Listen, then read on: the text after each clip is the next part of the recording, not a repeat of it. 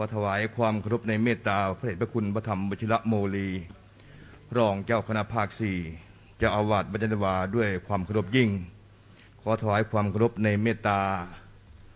พระสงฆ์ทุกๆรูปที่วันนี้ได้มาร่วมในพิธีบำเพ็ญกุศลสวดพระพิธรรมถวายแด่พระเดชพระคุณหลวงปู่พระราชพรหมาภรณ์อดีตผู้ช่วยเจ้าอาวาสวัดยานนาวาอดีตที่ปรึกษาเจ้าคณะเขตยานนาวาสาธรซึ่งวันนี้ได้รับเมตตาจากท่านอาจารย์คุณพระราชปัญญาวชิรากรผู้ช่วยเจ้าอาวาสวัดพระเชตุพนวิมลมังคลารามได้มาร่วมในค่ำคืนนี้ซึ่งในวันนี้นั้นได้ครบ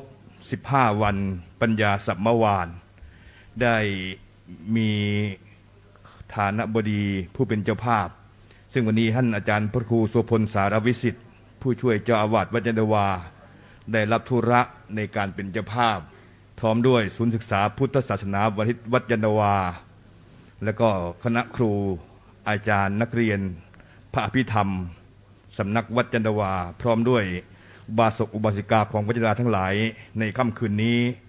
โอกาสนี้นั้นพร้อมแล้วในการบำเพ็ญกุศลเพื่ออุทิศถวายแด่พระเดชพระคุณหลวงปู่ในเบื้องต้นนี้ขออาราธนาท่านอาจารย์พระครูโสพลสารวิสิทธิ์ผู้ช่วยเจ้าอาวาสวัดยานนาวาได้เมตตาจุดธูปเทียนบูชาพระรัตนตรัยขออาราธนาด้วยความเคารพครับ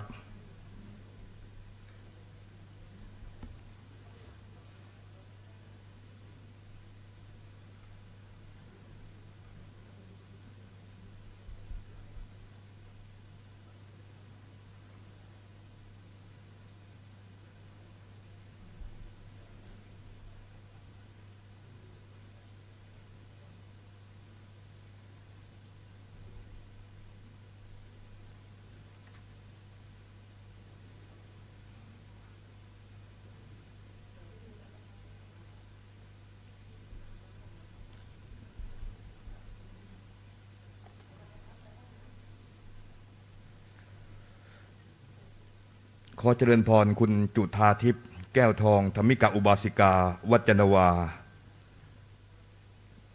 จุดเทียนส่องธรรมเบื้องหน้าองค์พระธรรมกถึกขอเจริญพร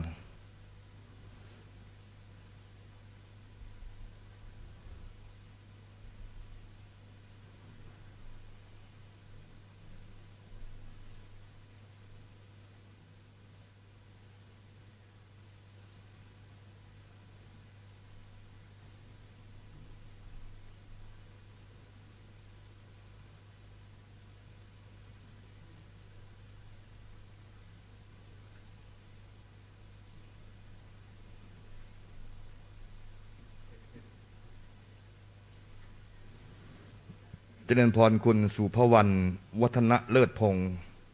จุดธูปเทียนเครื่องทองน้อยเบื้องหน้าหีบศพขอเจริญพร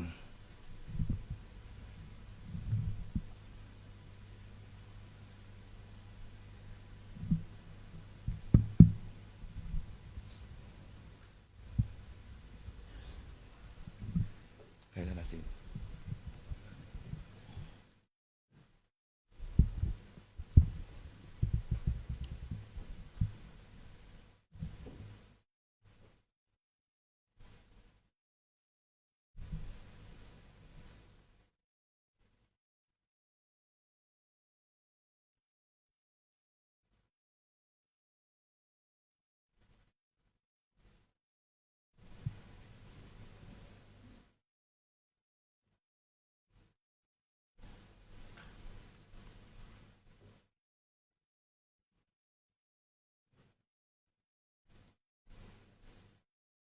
ขอเชิญท่านผู้มีเกียรติทุกท่านตั้งใจกล่าวคำอาราธนาทานศีลโดยพร้อมเพรียงกันนะครับมะยังพันเตวิสุงวิสุงรักขณทายะติสารเนนะสหปัญจศีรานิยาจามะทุติยัมปิมะยังพันเตวิสุงวิสุงรักขณทายะ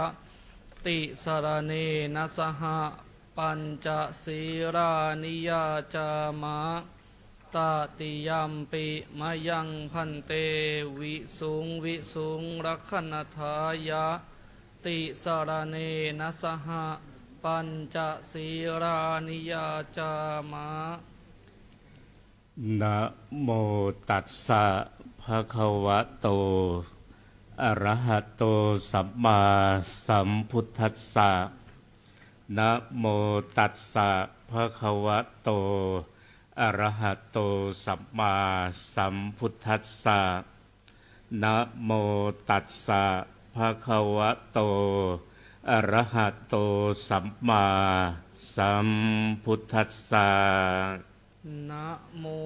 ตัสสะภะคะวะโตอะระหะโต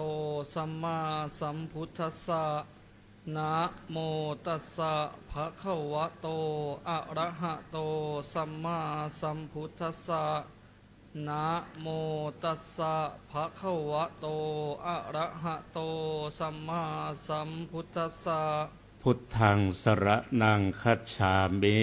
พุทธังสรณังคัจฉามิ ธัมมังสรณังคัจฉามิ ธัมมังสรณังคัจฉามิ สังฆังสรณังคัจฉามิ สังฆังสรณังคัจฉามิ ทุติยัมปิพุทธังสรณังคัจฉามิ ทุติยัมปิพุทธังสรณังคัจฉามิ ทุติยัมปิธัมมังสรณังคัจฉามิ ทุติยัมปิธัมมังสรณังคัจฉามิ ทุติยัมปิสังฆังสรณังคัจฉามิ ทุติยัมปิสังฆังสรณังคัจฉามิ ตติยัมปิพุทธังสรณังคัจฉามิ ตติยัมปิพุทธังสรณังคัจฉามิ ตติยัมปิธัมมังสรณังคัจฉามิ ตติยัมปิธัมมัง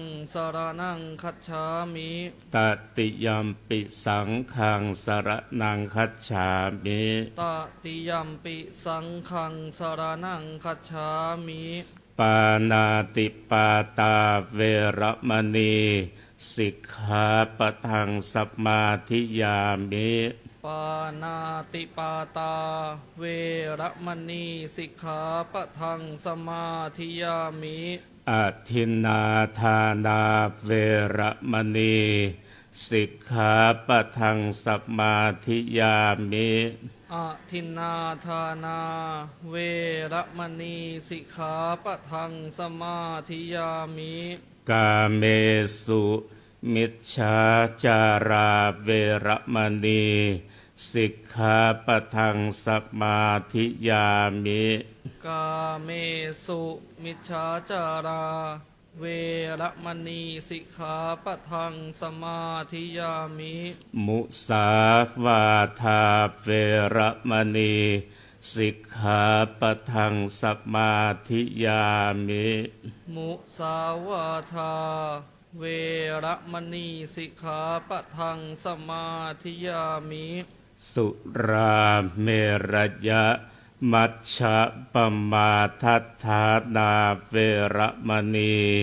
สิกขาปะทังสัมมาทิยามิ สุราเมรยะมัชฌะปมาทฐานา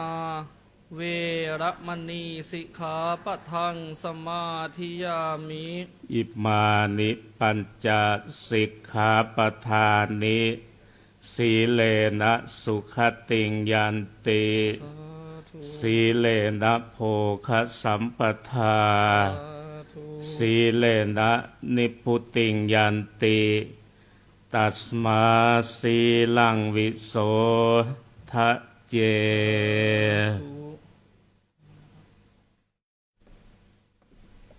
ในลำดับนี้เจริญพรทานบดีสองท่าน ในการจุดธูปเทียนเครื่องทองน้อยเบื้องหน้าหีบศพพระเดชพระคุณหลวงปู่ ขอเจริญพรคุณณรงค์สมแสนและคุณสรัญพรพิมพา จุดธูปเทียนเครื่องทองน้อยขอเจริญพร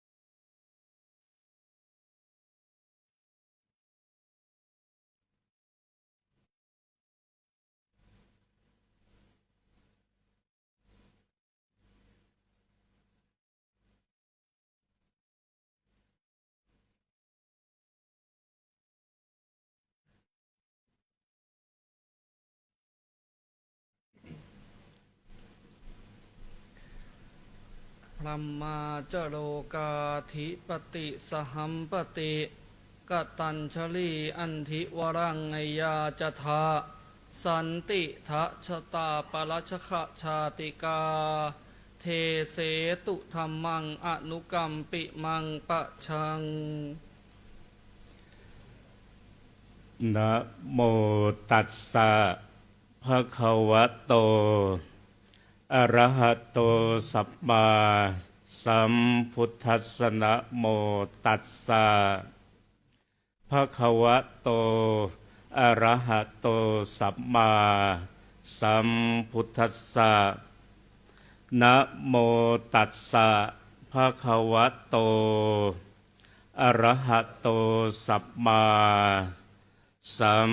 พุทธัสสะอัจจยันติอโหรตา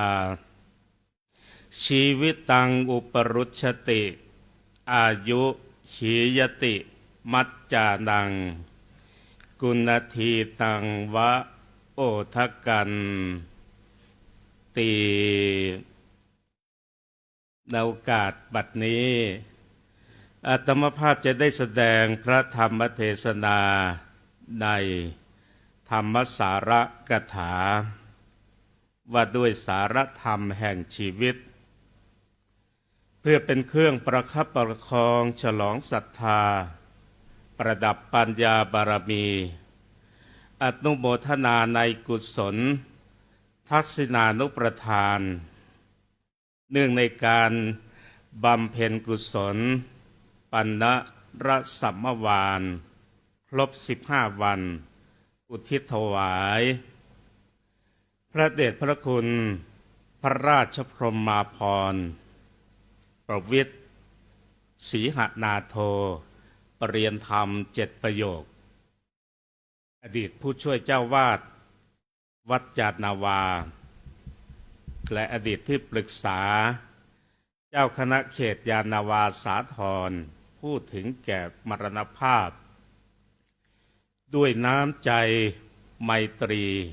ที่เปี่ยมล้นด้วยกตัญญูกตเวทิตาธรรม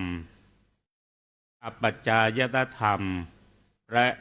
คารวธรรมเป็นที่ตั้งท่านสาธุชนทั้งหลายก็และในการบำเพ็ญกุศลในค่ำคืนวันนี้คณะสงฆ์วัดยานนาวาได้รับน้ำใจไมตรีจากคณะศิษยานุศิษย์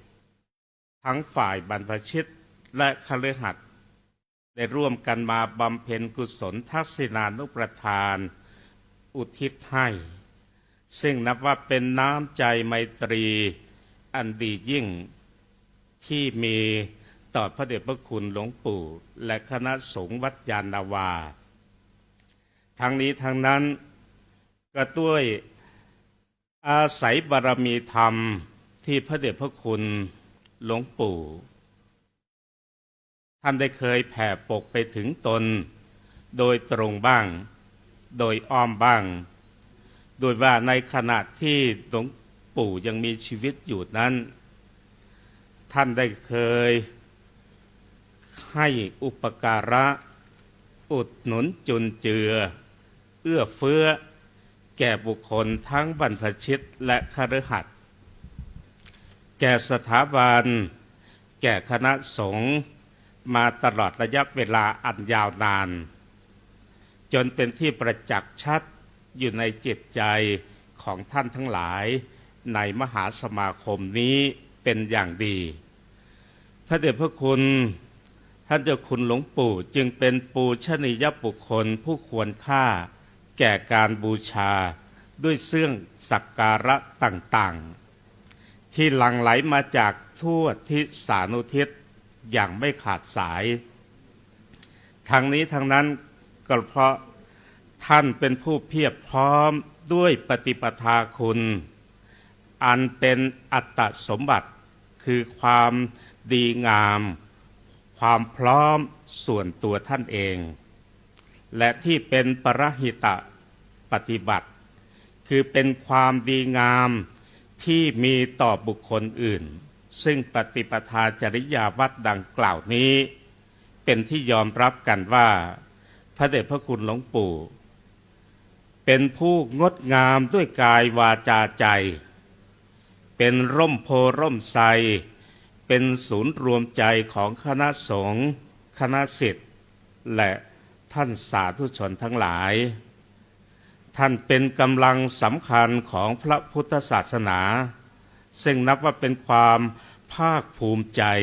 ของคณะสงฆ์วัดยานนาวาโดยแท้ซึ่งเมื่อท่านต้องมาละสังขารพลัดพรากจากไปเช่นนี้คณะสงฆ์คณะศิษยานุศิษย์คณะญาติมิตรและท่านที่มีความเคารพนับถือทั้งหลายต่างก็มีความอาลัยอาวรณ์รำลึกนึกถึงพระเดชพระคุณหลวงปู่ตลอดไปท่านสาธุชนทั้งหลายการที่ท่านได้มาละสังขารจากไปในครั้งนี้เป็นเรื่องหลายท่านอาจจะทำใจให้ยอมรับได้ยากแต่หากก็เป็นไปตามกฎธรรมดาของชีวิตที่ทุกคนเกิดมาแล้ว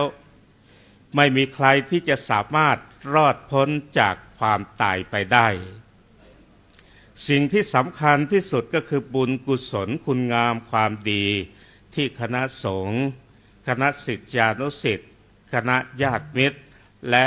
ท่านที่เคารพนับถือได้กระทำบำเพ็ญให้เป็นไป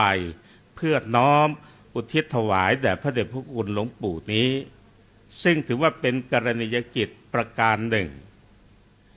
เพื่อเป็นการอนุสรณ์ถึงคุณงามความดีและเพื่อเป็นการยกย่อง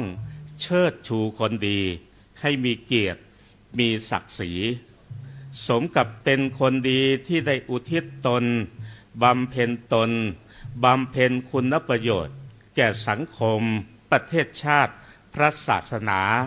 และสถาบันพระมหากษัตริย์ตลอดมาจนถึงวาระสุดท้ายแห่งชีวิตหากพระเดชพระคุณท่านเจ้าคุณหลวงปู่พระราชพรหมาภรณ์ได้รับทราบด้วยญาณวิถีทางใดทางหนึ่งย่อมจะรู้สึกซาบซึ้งขอบพระคุณขอบคุณขอบใจในน้ำใจไมตรีของท่านทั้งหลาย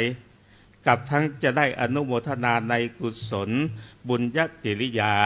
และสำเร็จเป็นปัตตานุโมทนาไมกุศลบันดาลดลให้เกิดสุขสมบัติตามสมควรแก่คติวิสัยในสัมปรายภพสมดังเจตนาปารภของคณะศิษยานุศิษย์ทุกประการพระเดชพระคุณหลวงปู่พระราชพรหมาภรณ์นั้นมีนามเดิมว่าประวิตรนามสกุลดีจอมท่านถือกำเนิดเมื่อวันที่12กันยายนพุทธศักราช2472ณบ้านเลขที่79หมู่ที่4ตำบลหล่มเก่าอำเภอหล่มเก่าจังหวัดเพชรบูรณ์โยมบิดาชื่อนายทองโยมมารดาชื่อนางภูท่านได้เข้ามาสู่ร่มเงาแห่งพระพุทธศาสนาในครั้งแรกด้วยการบรรพชาเป็นสามเณรเมื่อวันที่29ธันวาคมพุทธศักราช2489ณวัดสะเกษจังหวัดเพชรบูรณ์เมื่อท่านมีอายุครบก็ได้ทำพิธีอุปสมบทเมื่อวันที่24กรกฎาคมพุทธศักราช2493ณวัดดาวขนองจังหวัดธนบุรีในสมัยนั้นโดยมีพระราชธรรมจริยาจารย์วัดยานนาวาเป็นพระอุปชฌาย์ให้การอุปสมบทหลังจากนั้นท่านก็ได้ศึกษาเล่าเรียนพระปริยัติธรรมทั้งแผนกธรรมและแผนกบาลีจนสอบได้นักธรรมชั้นเอกเมื่อปีพุทธศักราช2498สอบได้ปริญญาธรรม7ประโยคเมื่อปีพุทธศักราช2544และสำเร็จปริญญาศึกษาศาสตร์บัณฑิตจากมหาวิทยาลัยสุโขทัยธรรมาธิราชเมื่อปีพุทธศักราช2530พระเดชพระคุณหลวงปู่นับว่าเป็นผู้ที่มีความเชี่ยวชาญด้านการศึกษาพระปริยัติธรรมและการปกครองคณะสงฆ์ไทย เป็นอย่างดียิ่งจึงทำให้ท่านได้รับความไว้วางใจจากเจ้าคณะผู้ปกครองให้ดำรงตำแหน่งหน้าที่ทางคณะสงฆ์ที่สำคัญมาโดยลำดับเช่นเป็นผู้ช่วยเจ้าอาวาสวัดยานนาวาเป็นเจ้าคณะเขตยานนาวาสาธรเป็นที่ปรึกษาเจ้าคณะเขตยานนาวาสาธรเป็นพระอุปชฌาย์ประเภทวิสามัญเป็นรองประธานคณะกรรมการอำนวยการวัดยานนาวาเป็นประธานฝ่ายสาธารณูปการวัดยานนาวาเป็นประธานคณะกรรมการจัดผลประโยชน์วัดยานนาวาทั้งยังได้สนองงานคณะสงฆ์ในด้านอื่นๆเช่นด้านการศึกษาและการเผยแผ่ที่สำคัญเช่นเป็นกรรมการตรวจข้อสอบธรรมบาลีสนามหลวงเป็นอาจารย์ใหญ่สำนักเรียนวัดยานนาวาเป็นผู้ริเริ่มและจัดตั้งสถานีวิทยุโทรทัศน์โลกพระพุทธศาสนาเพื่อเผยแผ่ธรรมะตลอด 24 ชั่วโมงเป็นประธานและกรรมการจัดโครงการบรรพชาอุปสมบทเฉลิมพระเกียรติได้หลายรายการจัดอบรมวิปัสสนากรรมฐานและโครงการปฏิบัติธรรมอย่างต่อเนื่องซึ่งพระเดชพระคุณหลวงปู่ก็ได้ปฏิบัติหน้าที่ต่างๆซึ่งล้วนเป็นไปเพื่อประโยชน์เกื้อกูลแก่ประเทศชาติพระศาสนาและสถาบันพระมหากษัตริย์อย่างต่อเนื่องมายาวนานจึงทำให้ท่านได้รับพระราชทานตั้งและเลื่อนสมณศักดิ์เป็นลำดับมาปีพุทธศักราช 2533 ได้รับพระราชทานตั้งสมณศักดิ์เป็นพระครูสัญญาบัตรราชทินานามที่พระครูศรีสุธรรมนาถปีพุทธศักราช 2548 ได้รับพระราชทานตั้งสมณศักดิ์เป็นพระราชาคณะ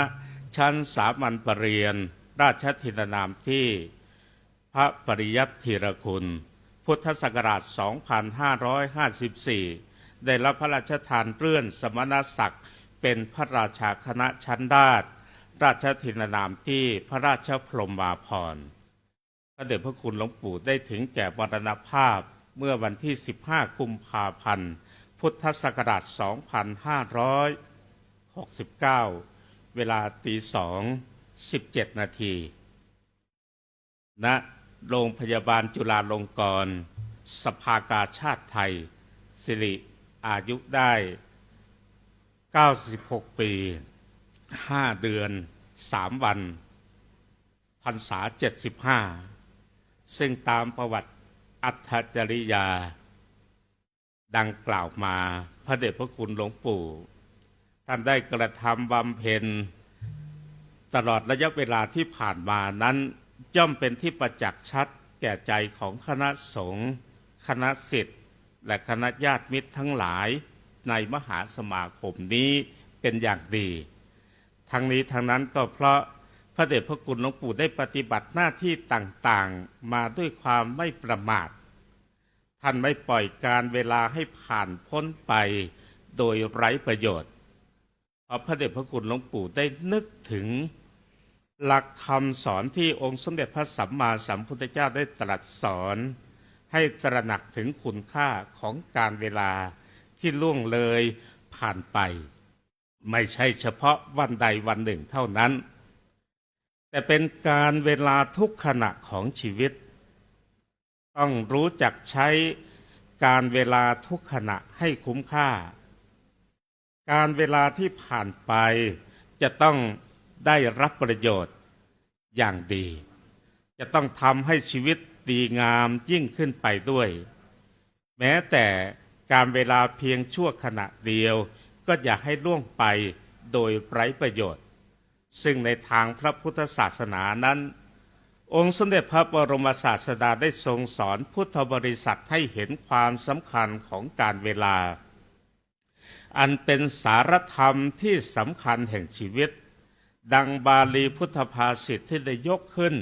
เป็นบทอุเทศเทศนาณเบื้องต้นนั้นว่าอัจฉยันติ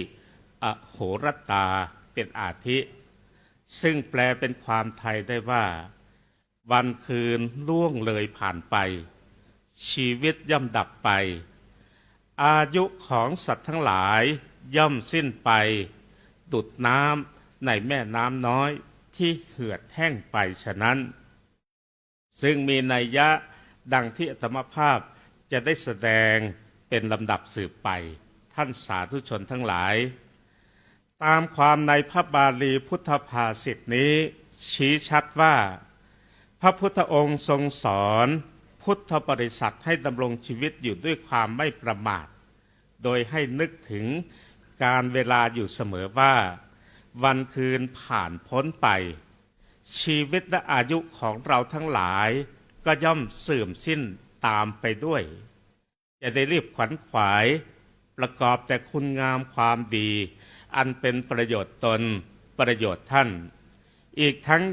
ยังได้ชื่อว่าดำรงมั่นอยู่ในความไม่ประมาทดังพุทธโอวาทที่ว่าปมาโท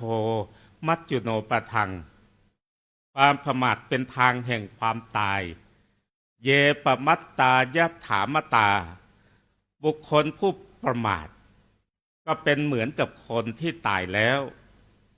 ความประมาทคือการอยู่ปราศจากสติหรือการปล่อยสติหรือความเผลอตัวกล่าวคือทำพูดคิดอะไรลงไปโดยไม่มีสติเข้าไปกำกับตัวว่าเรากำลังทำพูดคิดสิ่งนี้อยู่แต่กลับทำพูดคิดไปตามอารมณ์หรือความเข้าใจผิดเมื่อเป็นเช่นนี้การทำพูดคิดนั้นจะไม่ผิดอย่างไรได้แม้จะถูกก็เป็นส่วนน้อยมีผิดเป็นส่วนใหญ่การที่จะหลีกเลี่ยงความผิดพลาดพลั้งดังกล่าวได้จะต้องอาศัยความไม่ประมาทจึงจะทำพูดคิดอะไรลงไปก็จะต้องไม่ทำไปเมื่อมีอารมณ์ร้ายจะต้องทำไปเมื่อมีอารมณ์ดี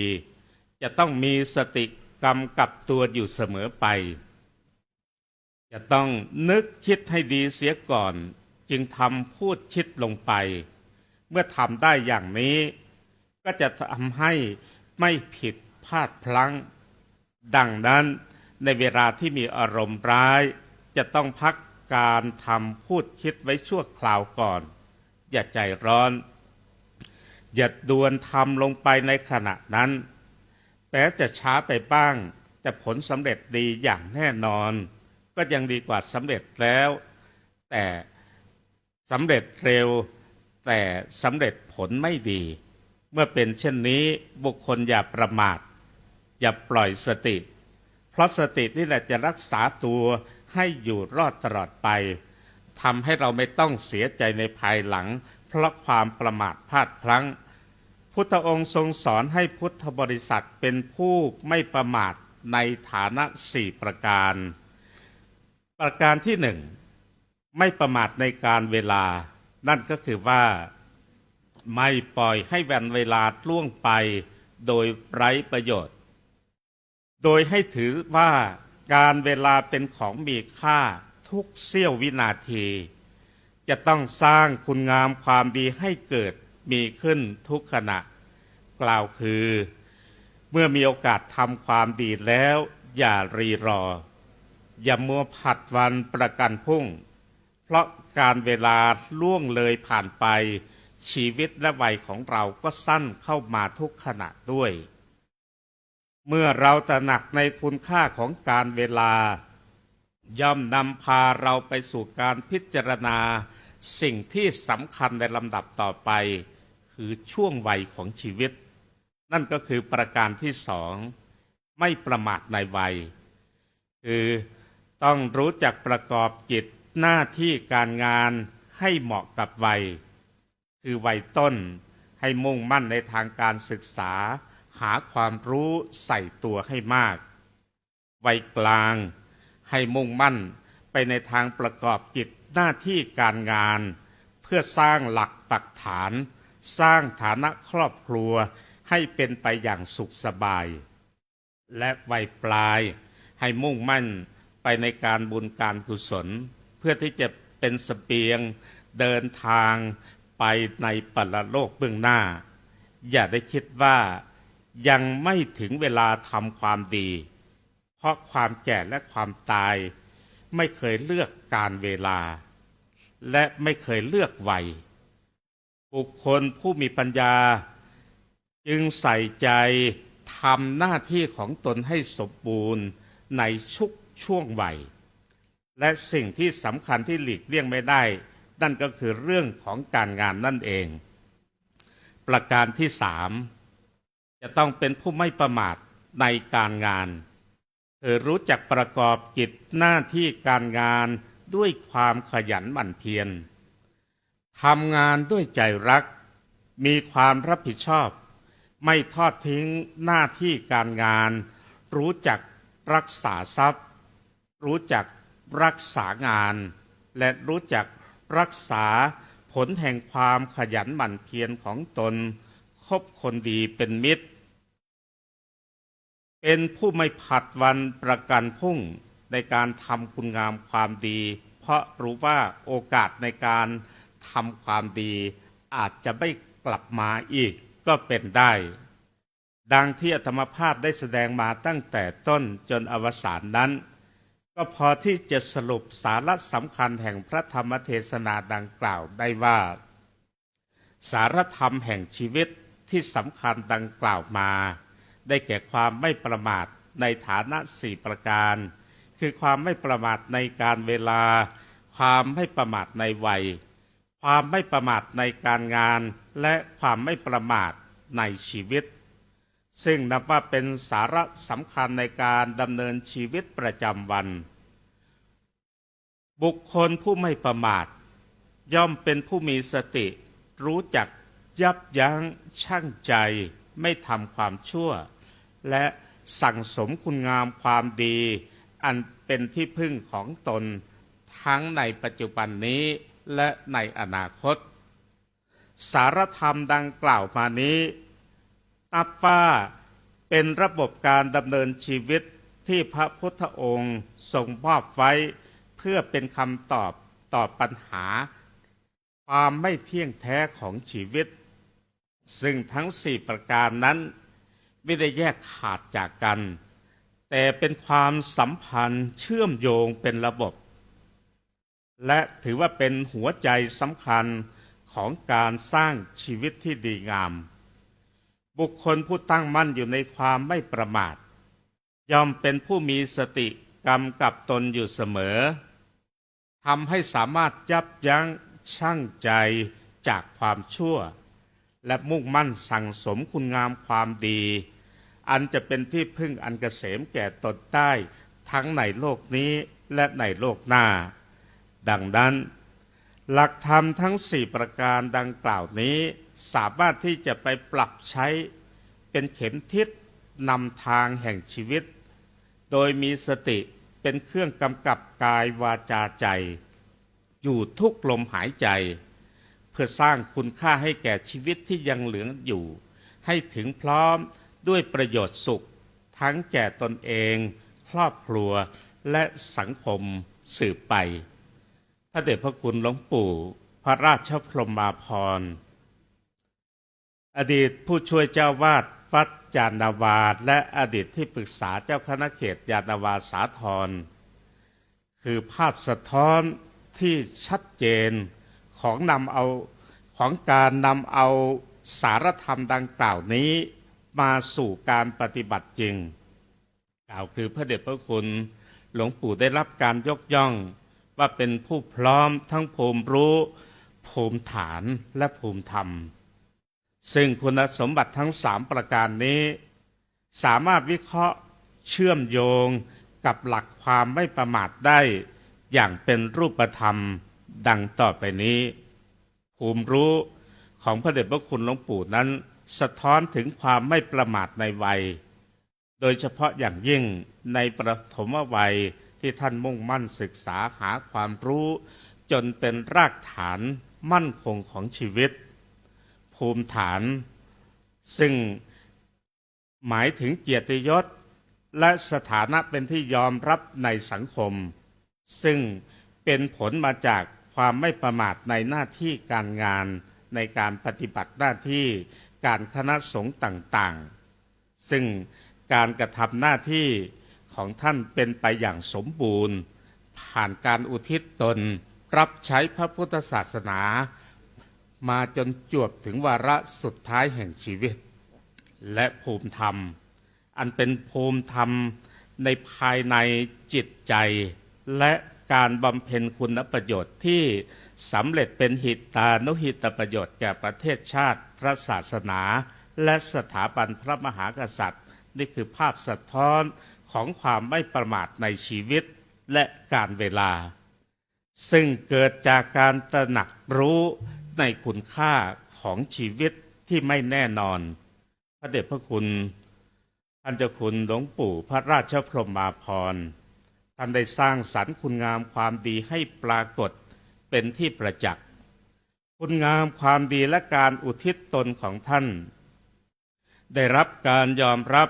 และเชิดชูเกียรติผ่านผลงานการคณะสงฆ์ด้านต่างๆที่ท่านได้กระทำบำเพ็ญมาตลอดระยะเวลาที่ท่านของเพศบรรพชิตจวบจนถึงวาระสุดท้ายซึ่งเป็นหลักฐานเชิงประจักษ์ถึงชีวิตที่ไม่ประมาทถึงแม้สังขารร่างกายของท่านจะดับสูญไปตามกฎแห่งสภาวธรรมซึ่งเป็นไปตามกฎแห่งธรรมชาติแต่เกียรติคุณความดีที่ท่านได้สั่งสมไว้จะยังคงอยู่ไม่เสื่อมสลาย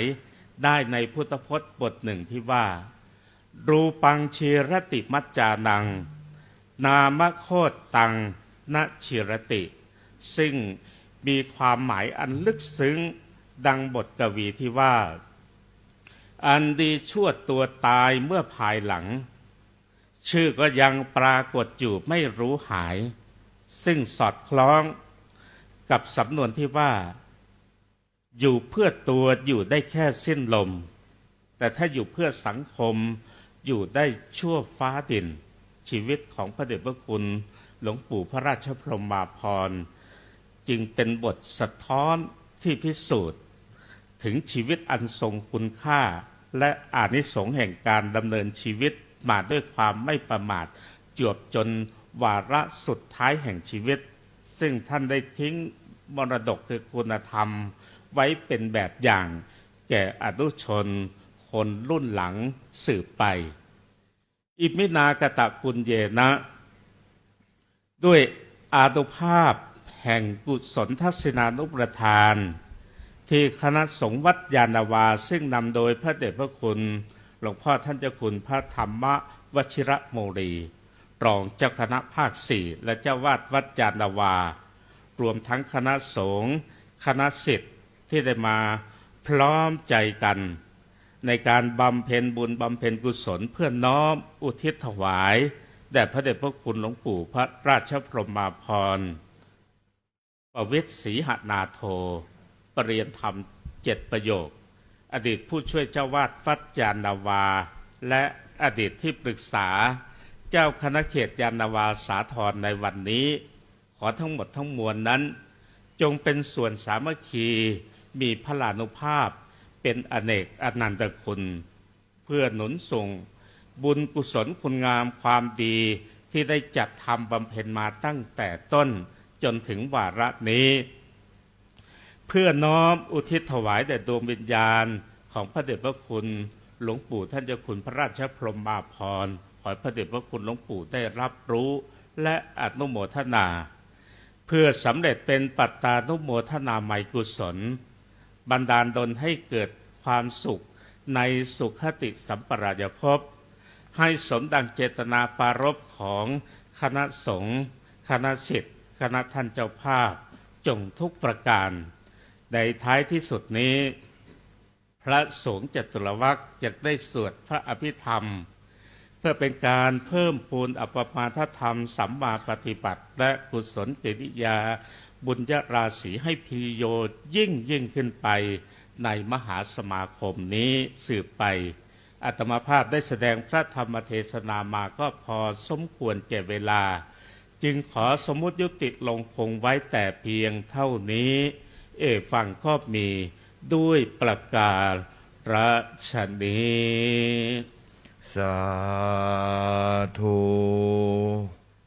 การแสดงพระธรรมเทศนาที่จบลงไปนั้น โดยเมตตา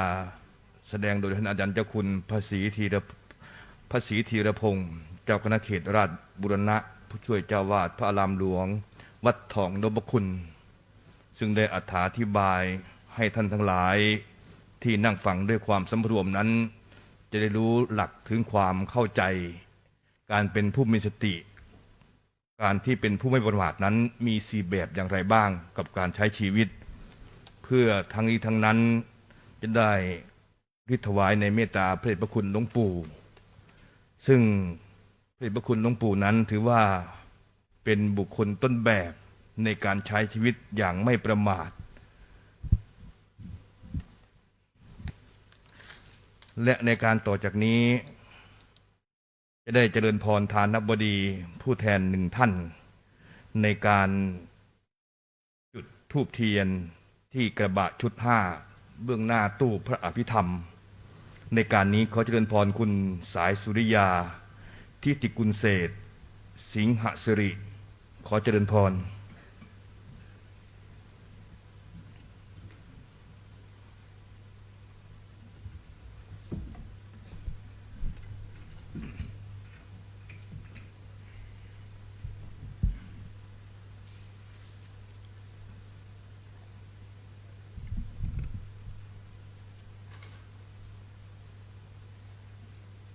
นะโมตัสสะภะคะวะโต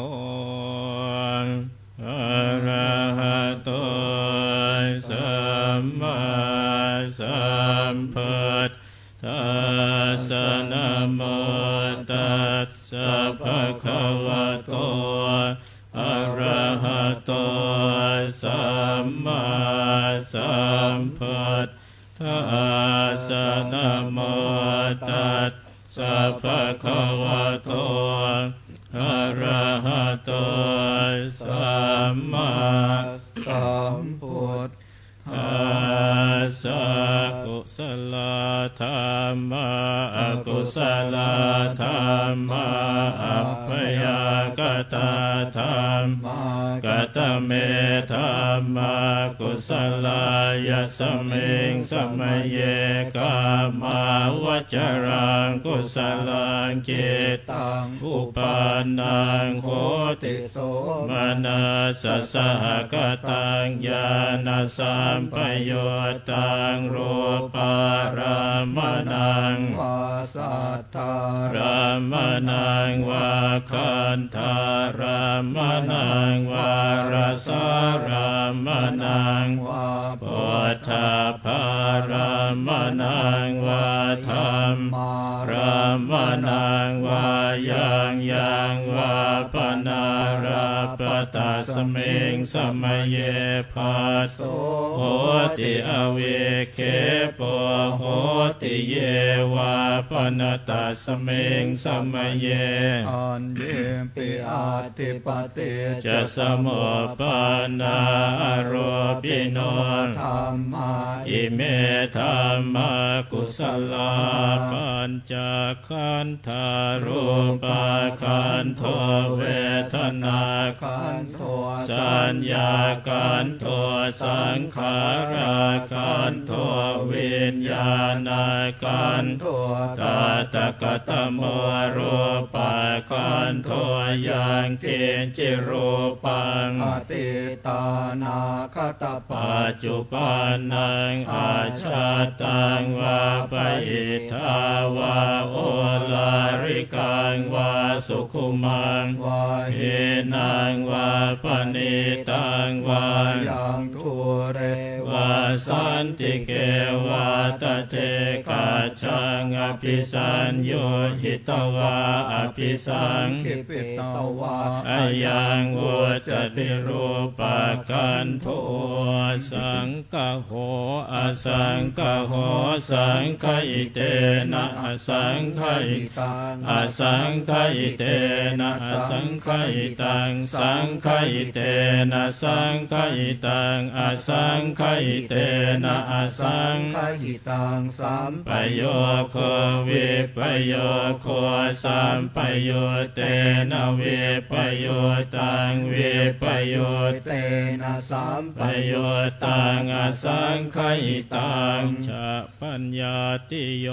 ขันธปัญญาติอายตนะปัญญาติธาตุปัญญาติสัจจปัญญาติอินทรียปัญญาติปุคละปัญญาติกิตตาวตาปุคลานังปุคละปัญญาติสัมมยวิโมตโตอสัมมยวิโมตโตโกปธรรมโมอโกปธรรมโมปริหานธรรมโมอปริหานธรรมโมเจตนาปาโพอนุราคณาปาโพพุทโธชโนโคตรพัวพโยปรโตอภโยปรโตภาภากมโนอภาภากมโนนิยโตอนิยโตปฏิปันนโตปะเลติโตอรหะอรหัตายปฏิปันโนโภคะโลอุปลาปฏิสัจจิกาตปรมาเทนาติอามันตายโย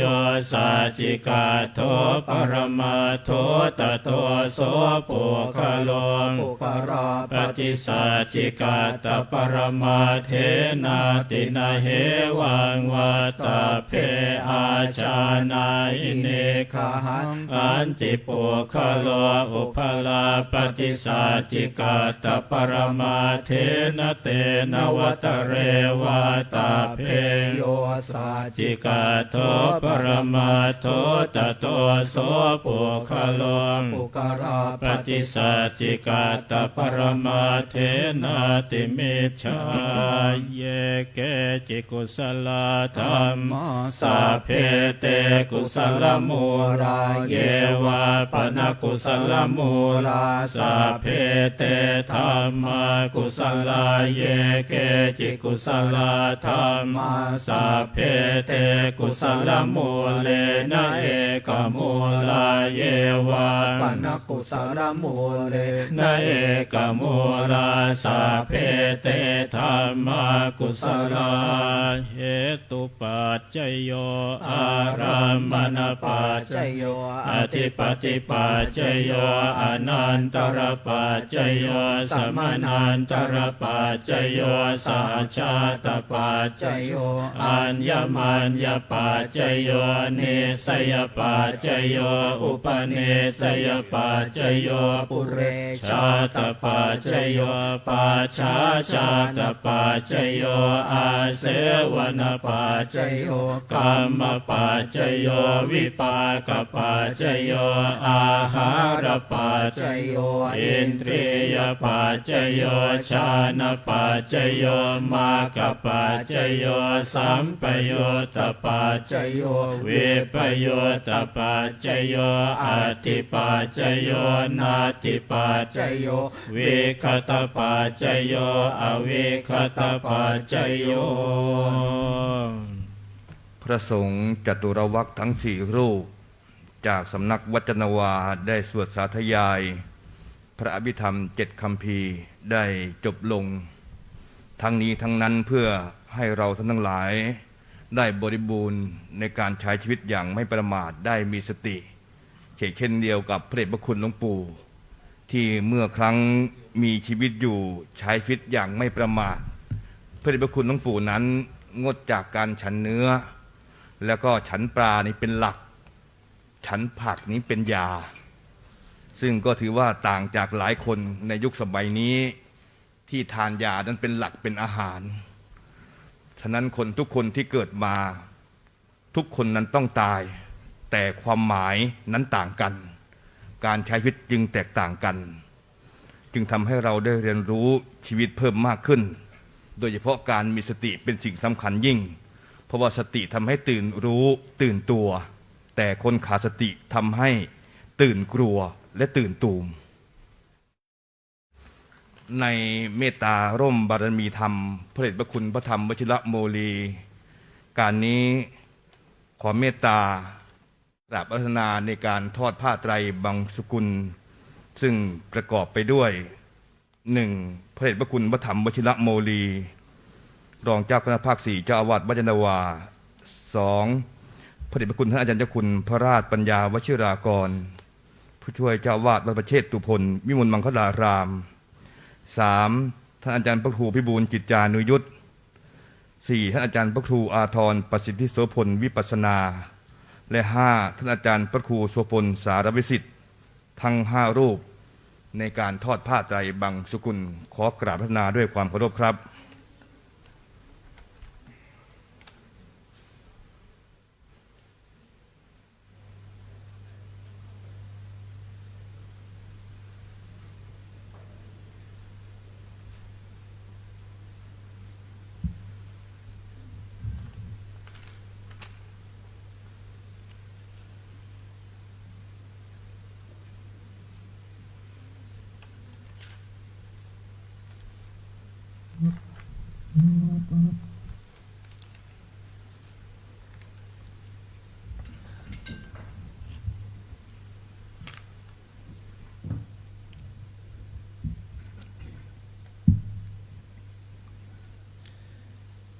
อนิจจาวัฏสังขาราอุปัฏฐวยธรรมิโนอุปัชชิตวานิโรธชันติเตสังอุปสัมโมสุโขด้วยในวันนี้คณะเจ้าภาพมีหลายท่านเป็นจำนวนมากจึงได้จัดให้เข้าถวายกับปิยพันธ์นั้น2 ชุดด้วยกัน โดยในเบื้องต้นด้วยความปรารถนาดีเจตนาอันงามของคุณสุภวรรณวัฒนะเลิศพงศ์ได้แจ้งเกียรติจำนงมีความปรารถนาจะขอเข้าถวายกับปิยพันธ์แด่พระเดชพระคุณหลวงพ่อพระธรรมวชิระโมลีเข้าถวายกับปิยพันธ์แด่พระเดชพระคุณพระสิริธีรคุณและท่านอาจารย์พระครูพิบูลจิตจารุยุทธทั้ง3รูปก่อนในเบื้องต้นในโอกาสนี้ขอเจริญพรคุณสุภวรรณวัฒนะเลิศพงศ์ได้เข้าถวายกับปิยพันธ์จตุปัจจัย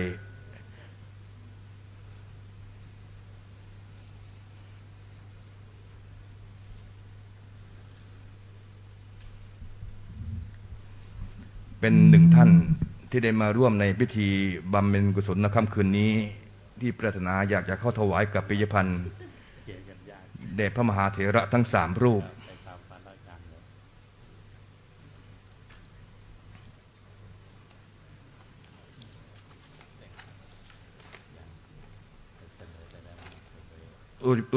รูปที่2พระเดชพระคุณพระสิริธีรคุณ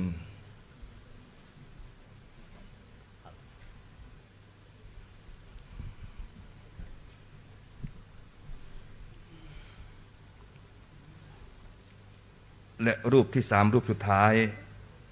พระครูพิบูลจิตจานุยุทธ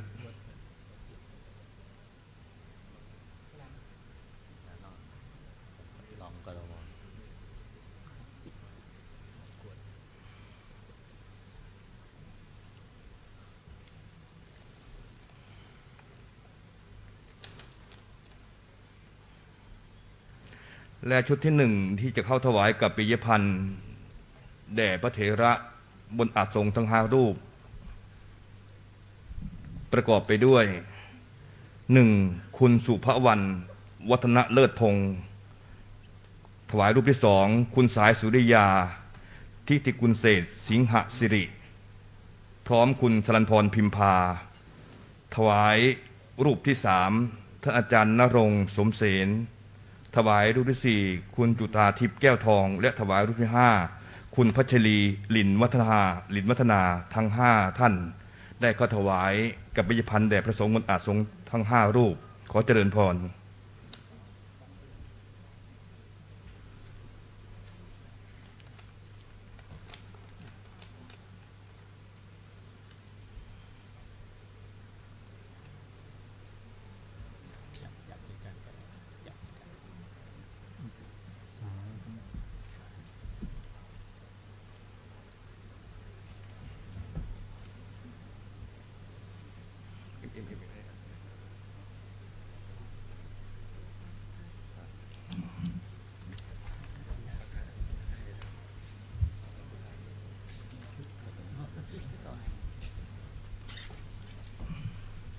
ในชุดที่สองที่เข้าถวายกับปิยพันธ์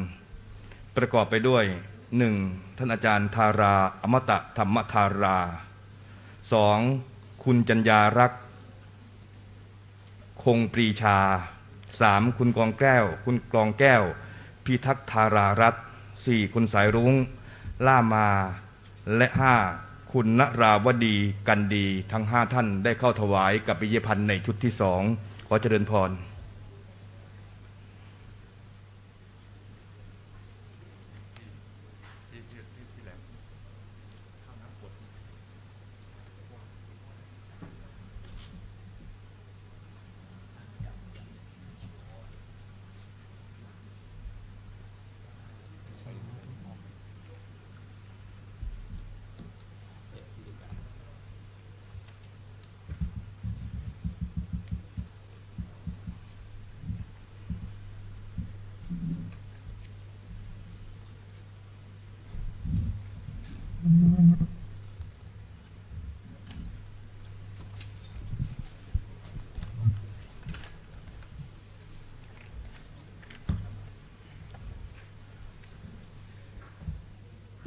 ยะ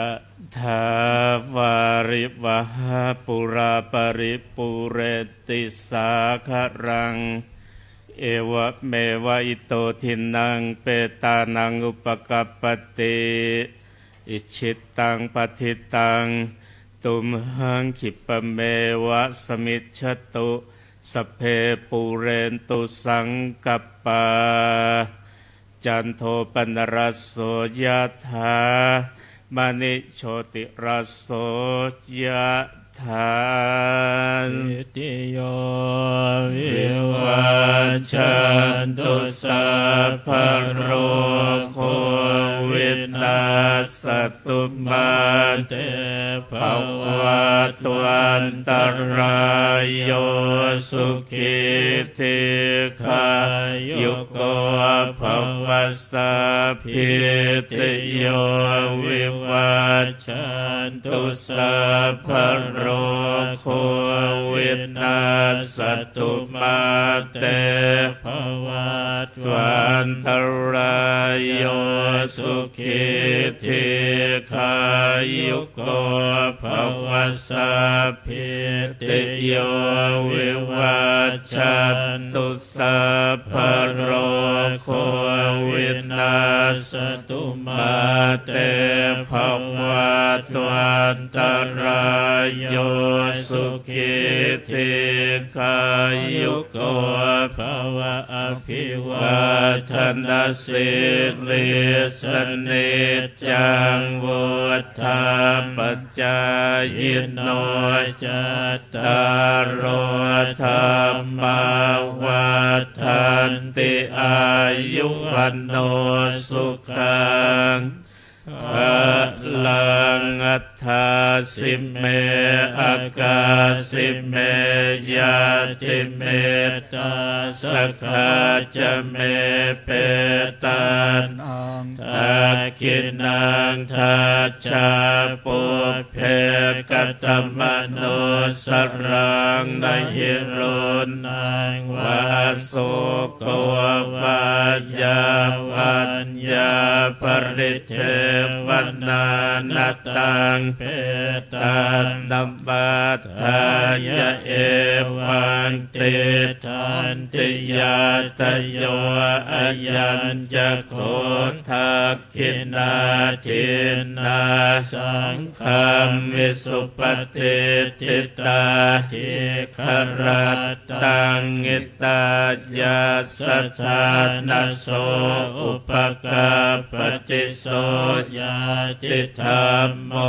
จะอายังมิทัสสิโตเปตานปุชาจักตาอุราลาภลัญจะพิ กขุดัมมโนปฏินังตุมเหหิปุญยังปสุตังอันดาปะกันติภวตุสัพพมังคลังราคันตุสัพพเทวตาสัพพพุทธานุภาเวนัสสัทธาโสทิภวันตุเตภวตุสัพพมังคลังราคันตุสัพพเทวตาสัพพธรรมานุภาเวนัสสัทธาโสทิภวันตุเตภวตุสัพพมังคลังราคันตุสัพพเท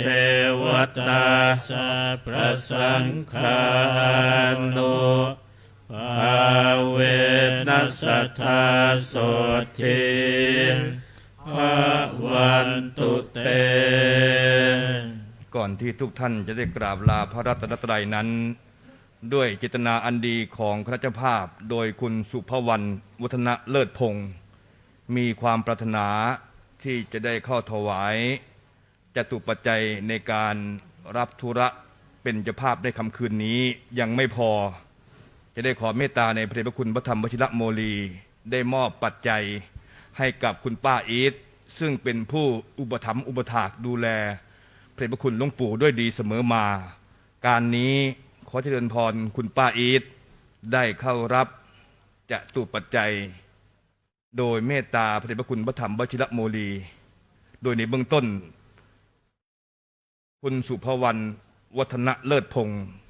ได้ถวายปัจจัยที่ว่านั้นแด่พระเดชพระคุณหลวงพ่อคุณสุภวรรณวัฒนะเลิศพงศ์เป็นบุคคลที่ใจบุญเป็นบุคคลที่หมั่นสร้างบารมีเข้าตำราโบราณที่บอกเอาไว้หุงข้าวไม่เสียดายฟืนทำบุญไม่เสียดายตังค์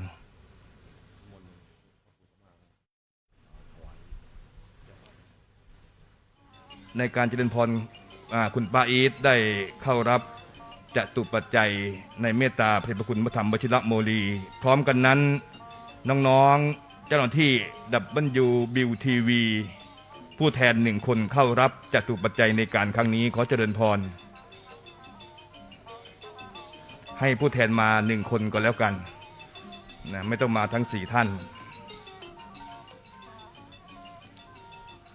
และขอเมตตาท่านอาจารย์พระครูโสพลสารวิสิทธิ์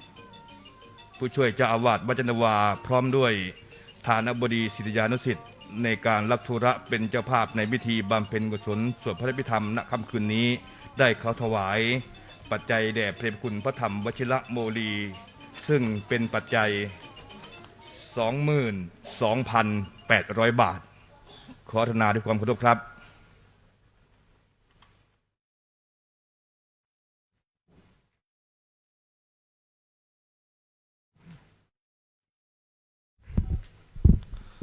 เชิญท่านผู้มีเกียรติทุกท่านตั้งใจกราบลาพระรัตนตรัยโดยพร้อมเพรียงกันครับอะระหังสัมมาสัมพุทโธภควาพุทธังภควันตังอภิวาเทมิสวากขาโตภควตาธัมโมธัมมังนัมสสามิสุปฏิปันโนภควโตสาวกสังโฆสังฆังนามามิ